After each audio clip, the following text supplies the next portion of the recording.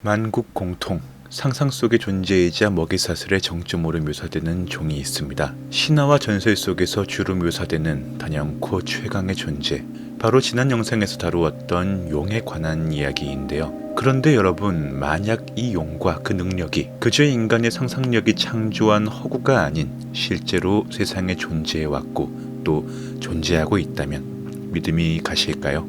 오늘은 역사 속에 존재하는 용에 관한 기록과 이들의 존재를 증명하는 사람들, 그리고 그 존재가 알려지게 된 배경에 대해 가감없이 다루어 보는 시간을 가져보겠습니다. 요괴 백과사전 5번째 이야기, 지금 바로 시작합니다.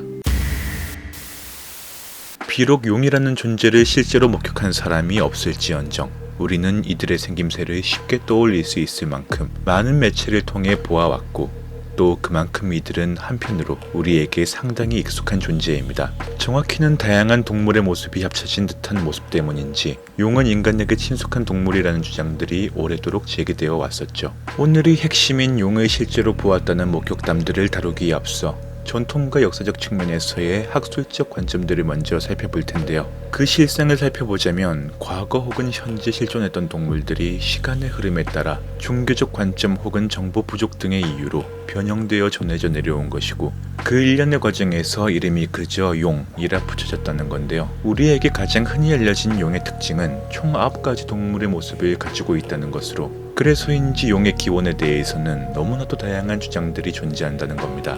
우리는 그중 가장 지배적인 3가지를 알아보겠습니다. 먼저 첫 번째는 용의 기원이 바로 뱀에 있다는 주장입니다. 물론 우리가 용에 대해 떠올리면 서양이건 동양이건 다리와 날개가 있고 하늘을 날아다니는 모습을 생각하는 것이 일반적인데요. 그에 반해 뱀은 다리도 날개도 가지고 있지 않습니다. 그럼에도 뱀이 용의 기원이라는 주장이 존재하는 이유는 무엇일까요? 일반적으로 오늘날 우리가 지각하고 있는 동양의 용은 10세기 이후 중국으로부터 밀려 들어와 문화로 정착하게 되었다는 설이 있습니다. 그러나 우리 민족이 용과 처음으로 조우하게 된 것은 결코 중국에 의해서가 아니었는데요. 때는 고려시대로 태조 왕건이 고려를 건국한 이듬해 개성 수창궁과 만월대 앞에 용 조각상을 세워두었으니 해당 조각상의 모습은 과연 현재 우리가 생각하는 용의 모습과는 많이 달랐습니다. 머리부터 꼬리까지 몸통 전체를 보여주는 중국의 용들과는 달리 오직 머리만을 내밀고 있는 모습이었고, 이러한 형태의 용은 발해와 조선시대에 남겨진 조각상에서도 흔히 살펴볼 수 있었죠. 그렇다면 왜 이런 낯선 모습의 용 조각상이 존재하는 걸까요? 이는 우리 선조들이 숭상했던 용이 뱀용이었기 때문입니다. 이전 영상에서도 소개했듯이 우리나라는 옹경문화권으로 비가 매우 중요하게 여겨졌는데요. 공교롭게도 뱀은 비가 많이 오면 땅굴에서 나오는 습성이 있으니 이를 본 선조들은 뱀이 땅속에서 머리를 내밀고 나오면 비가 내릴 것이라 믿기 시작했고, 그로 인해 앞에서 소개한 조각상들 역시 뱀이 머리를 내밀고 나오는 모습으로 존재하는 것이며, 기우제와 같은 맥락으로 수신이 비를 내려주길 바라며 해당 조각물들을 만들게 된 것입니다. 특이한 것은 이와 같은 형태의 뱀용이 단지 우리나라에서만 존재하던 것이 아니라 아메리카 인디언이 남긴 멕시코 유적에서도 보일 수 있다는 점인데요. 이렇듯 뱀용을 수신으로 믿었던 우리나라와 달리 중국에서는 용과 뱀이 서로 다르다는 점을 명확히 구분하고 있었으며, 갑골문이나 금문에 나오는 상냥 문자 또한 용과 뱀을 서로 다르게 표현하고 있습니다. 결론적으로 중국에서는 용의 기원이 뱀이 아닌 악어라는 주장이 훨씬 설득력 있는 주장으로 여겨지고 있는데요. 물론 악어와 달리 용은 뱀과 같은 긴 몸통을 지니고 있으나 이는 춘추전국 시대 이후 용의 외모가 다소 과장된 것으로 그 이전에 전해지던 용의 모습들과는 다소 차이가 있습니다. 동북아에서 묘사되는 용들은 머리에 뿔과 수염을 제외하면 전체적으로 크고 평평하지 않은 얼굴에 지그재그 모양의 긴 입을 가지고 있으며 여기에는 날카로운 이빨이 달려 있습니다. 이는 악어 외에 다른 동물에서는 볼 수 없는 특징일 뿐만 아니라 그 외형의 세세한 특징은 특히 중국 양쯔강 악어와 매우 유사하며, 여기에 한국의 뱀용과 같이 수신 숭배와 관련한 근거 또한 존재하고 있으니 양쯔강 악어는 겨울잠을 자기 때문에 늦가을부터 초봄까지는 사람들의 눈에 띄지 않습니다. 그러다 여름이 되면 나타나기 시작하는데, 해당 시기가 여름 홍수나 천둥 번개가 자주 일어나는 시기와 맞물리는 만큼 사람들은 악어를 수신으로 숭배했을 것이라는 추측이 제기됩니다. 양쯔강 악어가 나타나면 사람들은 천둥비가 내릴 것이라고 예측하며 이들이 비와 함께 하늘에서 날아내려오는 것이라고 믿었다는 것이죠. 또한 파충류인 악어는 물가의 동굴 속에 사는 것이 일반적으로, 그중 몇몇 동굴은 미군과 같이 복잡한 내부의 모습을 하고 있는데요.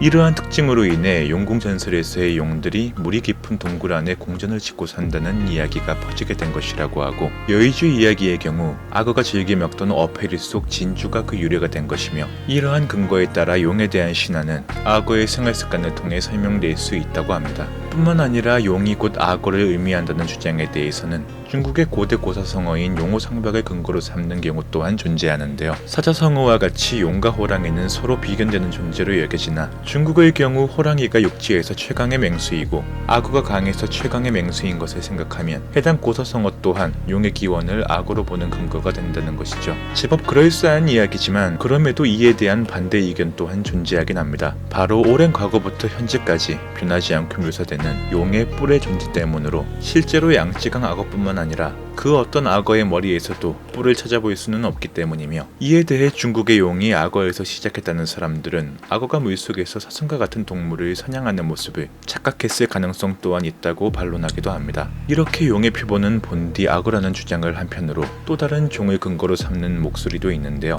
동서양을 막론하고 사람들은 용의 본체로 공룡을 꼽고 있습니다. 오늘날 많은 고생물학자들은 고대인들에 의해 전해진 용이 공룡과 깊은 연관성을 가진다고 생각하며, 실제로 메이어 박사가 연구를 통해 용과 매우 흡사한 화석을 발견했는데, 이는 6,600만 년 전 살았던 공룡 드라코렉스 호그와트 싱하의 것으로 밝혀졌습니다. 그 두개골은 뾰족한 뿔과 혹, 긴 주둥이를 가지고 있으며 다른 용들과는 달리 평평한 머리가 특징인데, 이것이 고대 중국과 중세 유럽의 용들과 상당히 닮아 있다고 하며, 이를 근거로 메이어 박사는 이 화석을 발견한 고대인들이 공룡의 기록을 남기는 과정에서 상상력이 더해지기 시작하며 지금의 용 신화가 전해지게 된 것이라고 주장하고 있는 것이죠. 공룡의 모습과 흡사한 용의 기록은 메이어 박사의 주장이 아닌 건축물 등에도 존재하는데요. 1500년대 초에 건축된 샹보르성, 블루아 성과 같은 프랑스의 성들에 새겨져 있는 무시무시한 생물의 모습 또한 공룡과 상당히 유사하고, 뿐만 아니라 로마의 베드로 대성당에 장식되어 있는 용의 모습도 머리볕,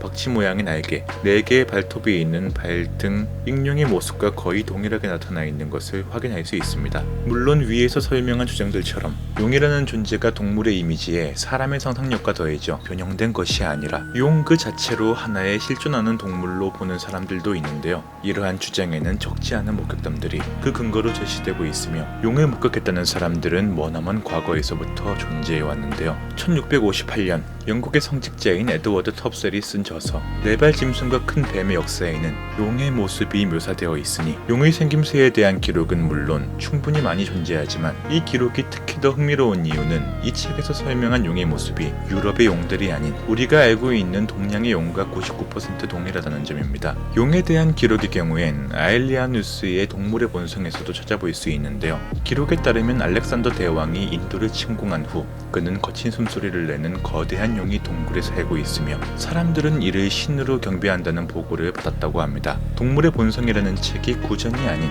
직접 관찰한 내용을 토대로 작성한다는 점을 고려하면 용의 존재를 단순히 상상력으로 치부하기는 어려울 것으로 보이는 것이 사실이며, 이 외에도 마르코 폴로와 로마의 역사가인 리비, 역사의 아버지라 불리는 헤로도토스의 기록에서도 용이 실존했다고 볼 수 있을 만한 내용들이 실려 있습니다. 뿐만 아니라 지금도 용을 봤다고 주장하는 사람들은 끊임없이 나타나고 있으며, 심지어 글과 그림으로만 남겨져 있는 과거의 목격담과는 달리 사진이나 영상 같은 기록을 근거로 내놓기도 하는데요. 2004년 비행기를 타고 히말라야 산맥 부근을 지나가던 한 신문기자는 뜬금없이 자신이 용을 목격했다는 주장을 펼칩니다. 그는 증거로 찍은 사진을 공개했는데, 해당 사진에는 놀랍게도 구름들 사이에 커다란 몸통과 비늘이 달린 생물체가 날아가는 모습이 찍혀 있었으며, 그 모습은 우리가 알고 있는 용과 매우 흡사하여 세상에는 틀림없이 용이 존재한다고 믿는 사람들 또한 나타나게 되었죠. 2005년 8월에는 중국 길림성에서 한 대학생이 하늘을 나는 용을 목격했다고 주장하며, 휴대폰으로 찍은 사진 속 하늘을 나는 용의 모습을 한 무언가가 불을 뿜는 듯한 모습이 담겨있기도 했으며, 또한 2006년 캐나다의 경비행기 조종사 존 셀턴 또한 자신이 용을 목격했다고 나섰습니다. 그는 비행기를 조종하는 중에 먹구름 사이에서 갑자기 용의 형상을 한 괴물체가 솟구쳐 올랐고, 이에 자신은 곧바로 도망쳤다고 주장하며 당시 자기가 남겼다는 사진을 한 장 공개하는데요. 용의 모습으로 보이는 해당 생물체의 모습은 세계적으로 엄청난 관심을 불러일으키며 사진 분석 전문가에게까지 분석을 의뢰하게 되었고, 놀랍게도 해당 사진은 조작된 사진이 아니라는 것을 확인받게 됩니다. 이후 2017년에는 영상에는 용의 모습을 사진이 아닌 동영상으로까지 찍은 목격담이 나타나는데요. 해당 동영상은 한 관광객이 중국과 라오스 국경지대를 방문했다가 찍은 것으로 알려졌으며 영상 속 하늘을 날아다니는 이 생명체의 모습은 흔히 말하는 서양의 용과 매우 흡사했고 전문가들 또한 이 영상이 조작되지 않은 실제 영상일 가능성이 상당히 높다고 분석했습니다. 일련의 사건들이 단연코 놀라움의 연속이었던 오늘의 이야기. 오늘은 이렇게 용의 정체에 대한 여러 가지 주장들을 파헤쳐봤는데요. 사실 용과 관련된 기록들이 너무나도 방대했던 관계로 차마 영상에서는 다 다룰 수가 없었습니다.